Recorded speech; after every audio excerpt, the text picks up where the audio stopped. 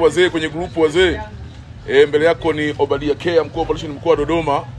Leo alikuwa na pambano lake kali kabisa dhidi ya Simba wa Kongo na Obadia kuweza kudondoka kwa jumla ya goli 9 kwa bila dhidi ya Kongo katika ngoma 24 chini ya udhamini mkubwa kabisa wa Blaza Mwandoba. Asiye Kamanda, kwanza nikupe pole kwa matokeo uliyopata siku ya leo. Bana, asante sana Kamanda. Asiye Kamanda, tuambie nini kimepelekea kupoteza mchezo wako kwa goli nyingi kiasi hicho? Bana Kamanda, naweza nikasema kwamba labda nguvu haikutosha, na wanasema asikubali kushindwa si mshindani. Of course alinizidi katika mbinu na vitu fulani hivi nimeviona ambavyo nahitajika niongeze nguvu sana. Ndio.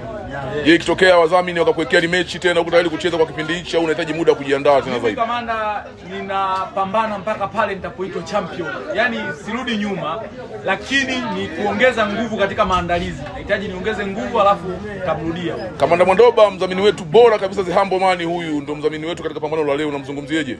Bana Kamanda Mwandoba, tunamshukuru sana. Ni blaza ambaye tumetoka naye mbali na amekuwa akitukumbuka sana kwa kile anachokipata na tuwekea. Hii kwa mara ya ngapi tunacheza leo chini ya udhamini wake, lakini sio tu Mwandoba, wadhamini wote walichuka GSM.